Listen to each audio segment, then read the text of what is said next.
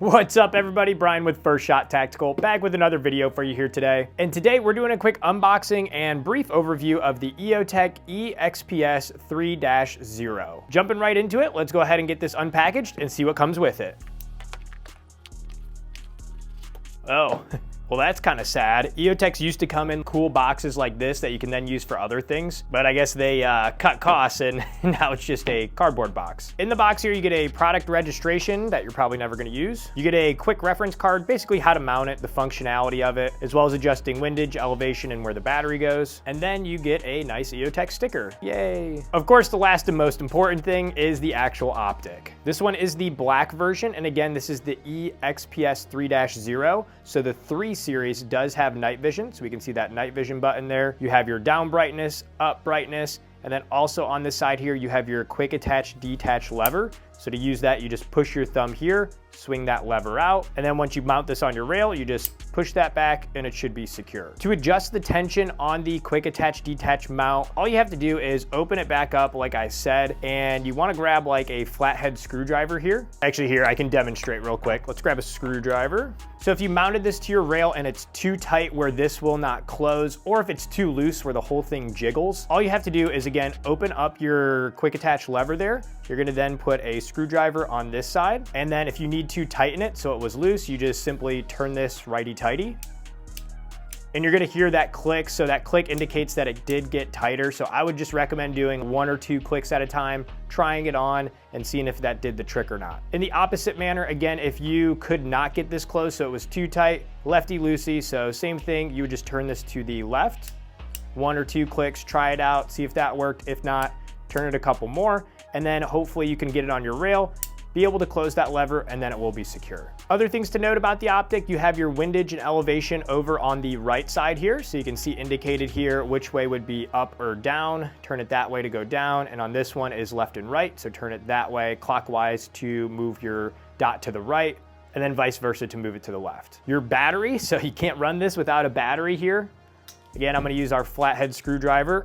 You have the door here. You can go ahead, lefty-loosey, open this up. So you can unscrew that, pop this off, and oh, I guess they do give you a battery nowadays. Well, that's nice. So they give you a Panasonic. This is a CR123A battery. Highly recommend picking up some extra CR123A batteries because Eotechs don't have the best battery life. So it's always good to keep a couple extra of these on hand. So let's go ahead and pop that guy back in here. Make sure this is going on the right way, righty-tighty, and there we go, all set. Next up, let's actually turn our optic on and get a look down the reticle. So 2 ways to turn it on. One is to hit your down arrow and that would turn it on, or you could hit the up arrow and that would turn it on. Hidden fun fact here, if you turn your optic on with the down arrow, so your optic's gonna go ahead and turn on, it will stay on for 4 hours. Then after 4 hours, it will automatically turn off. In the opposite manner, let's say our optic is off right now and we turned it on using the up arrow, the optic is gonna stay on for 8 hours. And then after 8 hours, it will auto shut off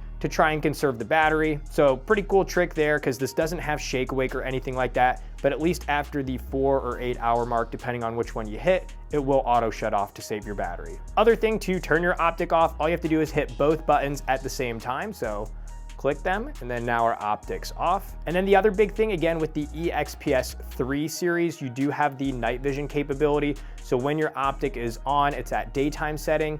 Then if you hit the night vision button, you can see that it looks like it turned off, but right now it's at the lower setting. So this will work under nods, and you're gonna be able to see it under night vision. Then if you wanna switch back to daytime setting, all you have to do is push that button again, and now it will go back to your daytime brightness. Super simple feature, but it does work if you are trying to use this for night vision shooting. Before we take a look down this optic, as a reminder, make sure to like, comment, and subscribe. Also check the video description. I put together a couple free Google spreadsheets going over what I'd recommend for a AR setup you might have. So that way it'll help you get some ideas. All right, taking a look down the optic here. Here's what it looks like. We get that classic donut of death there, where it's the larger circle with the dot in the center.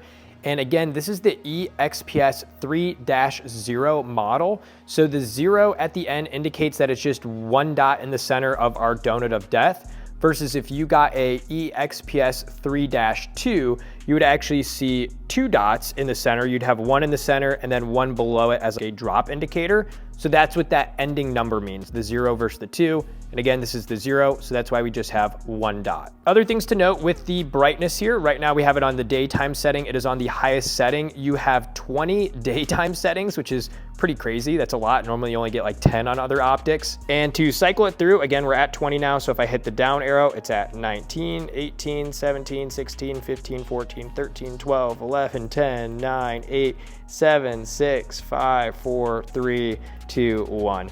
And as you can see at like 1 to, what was that, about like 7, it's barely visible. If not, like right now on camera, you can't see it at all. So the daytime settings can go pretty dim if needed. On another note though, you do have that night vision button. And when you click night vision, right now it looks like it turned off, but it's on a very low setting, just like our low daytime settings. But when you go into night vision mode, you actually have 10 settings in that mode. So 1 through 10 for night vision. So right now we're in night vision mode. If I hit the up arrow, it would increase the brightness, but again, it's just still so dim because this is only gonna work under nods or night vision for you. Pushing that night vision button again, it's gonna bring us back to daytime, so now we can see it again. So as just a quick reminder there, you have 10 brightness settings under night vision mode, and then you have 20 on daytime mode. If you've never used an Eotech before, as a reminder, this is a holographic sight, so it's not a traditional red dot. And the other thing to note, if it's your first time looking down one of these, the reticle is gonna look kind of etchy or maybe a little fuzzy because again, it is that holographic sight. And the reason for it being kind of that fuzzy-ish